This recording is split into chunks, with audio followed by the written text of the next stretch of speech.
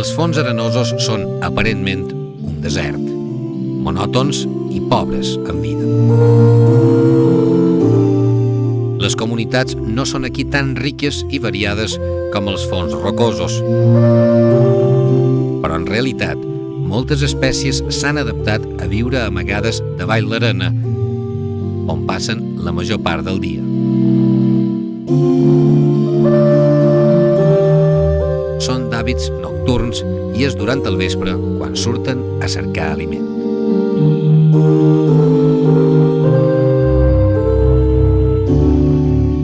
Diverses espècies de petxines i escopinyes viuen entre l'arena, enterrades, alimentant-se de restes orgàniques.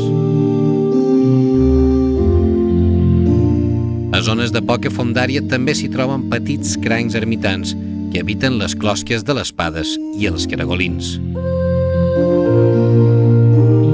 L'estrella d'arena és una espècie característica d'aquest fons, capaç de camuflar-se completament i fer-se invisible.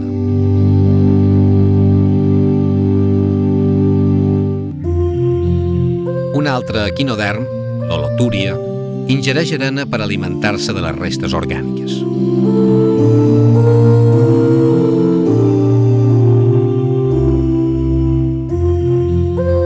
Els cucs de flor estan dotats d'un tub calcari des d'on guaiten les seves brànquies.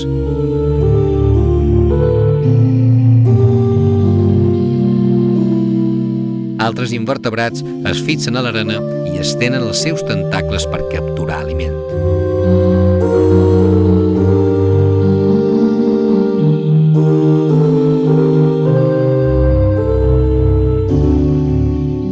La sípia sovint visita els fons arenosos, especialment al vespre, per caçar.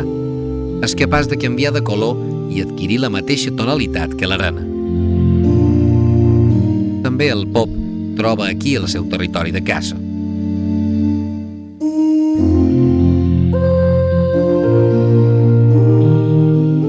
Els peixos més característics de l'arena són els de forma plana, que han adaptat el seu cos i la coloració a les característiques d'aquest ambient, com el tremolor, la ratjada o el pedaç, que es fa gairebé invisible entre l'arena. Gairebé només observam dos ulls que es mouen pendent del perill.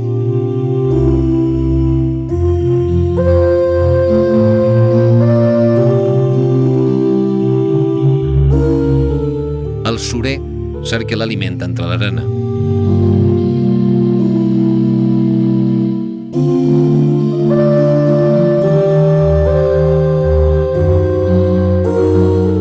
Igual que el moll, que forga amb les barbes,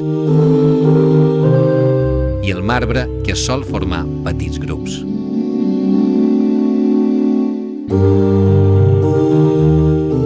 Les aranyes viuen també en els fons blancs. El verí de l'espina dorsal de l'aranya de cap negre és certament perillós, fins i tot per als humans.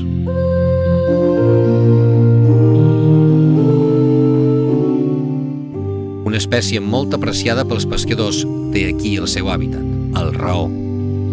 El mascle fa nius a l'arena on fecunda els ous després que els hi depositi la femella. La seva pesca està regulada per una veda que els protegeix durant l'època de cria.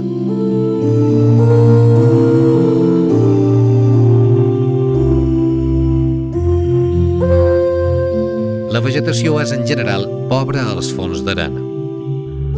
A les zones on el moviment de l'aigua no és massa intens, creix una planta, la Cimodocea, que forma extensions d'espectre de gespa, on la diversitat de peixos és més rica que a l'arena.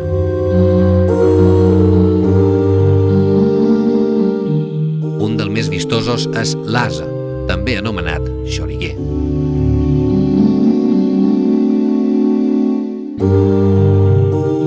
Criatures tan espectaculars com aquesta i d'altres espècies ocupen un hàbitat a primera vista desèrtic, però amb un gran valor ecològic.